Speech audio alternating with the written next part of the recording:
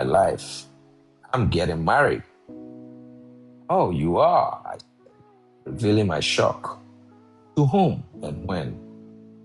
To David Gillespie, she exclaimed. In September. That's exciting. How long have you been dating? 3 weeks. I know it's crazy, Dr. Chapman. All the people I've dated and the number of times I'm so close to getting married. I can't believe it myself, but I know David is the one for me. From the first date, we both knew it. Of course, we didn't talk about it the first night, but 1 week later, he asked me to marry him. I knew he was going to ask me. I knew I was going to say yes. Never felt this way before, Dr. Chapman. You know about the relationship that I've had through the years and the struggles I've had.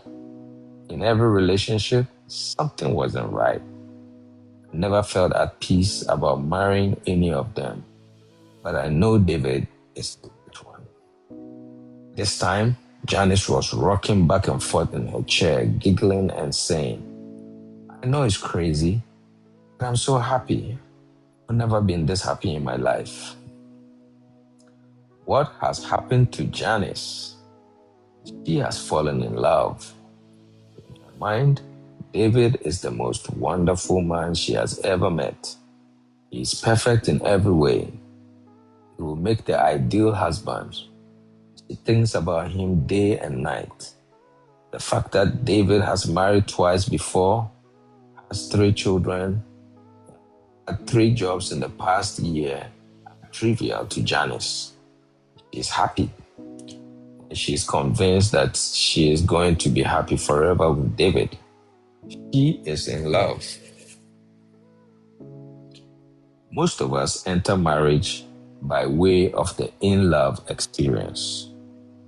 We meet someone whose physical characteristics and personality traits create enough electrical shock to trigger our love alert system. Bells go off. We set in motion the process of getting to know the person.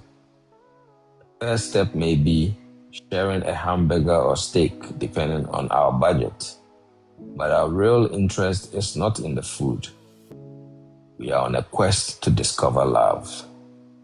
Could this warm, tingly feeling inside be the real thing? Sometimes we lose the tingles on the first night, on the first date. We find out she dips snuff, and the tingles run right out our toes. We want no more hamburgers with her. Other times, however, the tingles stronger after the hamburger than ever. We arrange for a few more together experiences. Before long, the level of intensity has increased to the point where we find ourselves saying, I think I'm falling in love.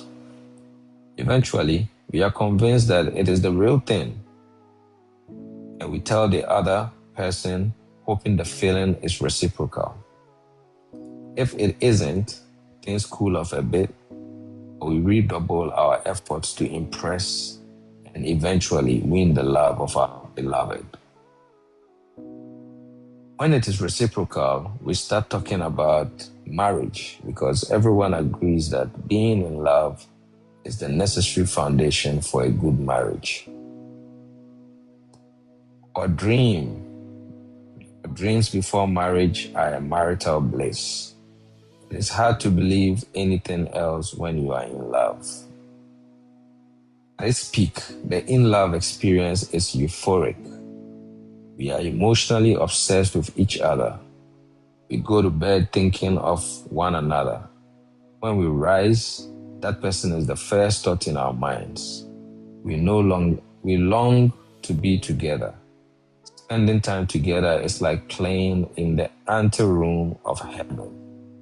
When we hold hands, it seems as if our blood flows together. We could kiss forever if we didn't have to go to work or school. Embracing stimulates dreams of marriage and ecstasy. The person who is in love has the illusion that his beloved is perfect. His mother can see that the flaws, but he can't. His mother says, "Darling, have you considered that she has been under psychiatric care for 5 years?" He replies, "Oh, mother, give me a break. She's been out for 3 months now." His friends can also see the flaws. They are not likely to tell him unless he asks. And chances are he won't, because in his mind, she's perfect. What others think doesn't matter. Dreams before marriage are of marital bliss. We are going to make each other supremely happy. Other couples may argue and fight, but not us. We love each other. Of course, we are not totally naive. We know intellectually that we will eventually have differences, but we are certain that we will discuss those differences openly. One of us will always be willing to make concessions, and we will reach agreement. It is hard to believe anything else when you are in love. We have been led to believe that if we are really in love, it will last forever. We will always have the wonderful feelings that we have at this moment. Nothing could come between us. Nothing will ever overcome our love for each other. We are enamored and caught up in the beauty and charm of the other's personality. Love is the most wonderful thing we have ever experienced. We observe that some married couples seem to have lost that feeling, but it will never happen to us. Maybe they did not have the real thing we reason. Unfortunately, the eternality of the in-love experience is fiction, not fact. Dr. Dorothy Turnoff, psychologist, has done long-range studies on the in-love phenomenon. After studying scores of couples, she concluded that the average lifespan of a romantic obsession is 2 years. If it is a secretive love affair, it may last a little longer. Eventually, however, we all descend from the cloud and plant our feet on earth again. Eyes are opened. We see the warts of the other person. We recognize that some of his or her personality traits are actually irritating. The behavior patterns are annoying. He has the capacity for hurt and anger, even harsh words and critical judgment. Those little traits that we overlooked when we were in love now become huge mountains. We remember mother's words and ask ourselves, how could I be so foolish? Welcome to the real world of marriage, where hairs are always on the sink and little white spots cover the mirror, where arguments center on which way the toilet paper comes off and whether the lid should be up or down. It is a world where shoes do not walk to the closet and drawers do not close, where coats do not like hangers and socks go AWOL during laundry.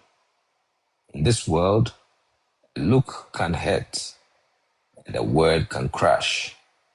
Intimate lovers can become enemies and marriage a battlefield. What happened to the in-love experience? Alas, it was but an illusion which we were tricked into signing our names on the dotted line, better or for worse. No wonder so many come to curse marriage and the partner whom they once loved. After all, if we were deceived, we have a right to be angry. Did we really have the real thing? I think so. The problem was faulty information. The bad information was the idea that the in-love obsession would last forever. We should have known better. A casual conversation should have taught us that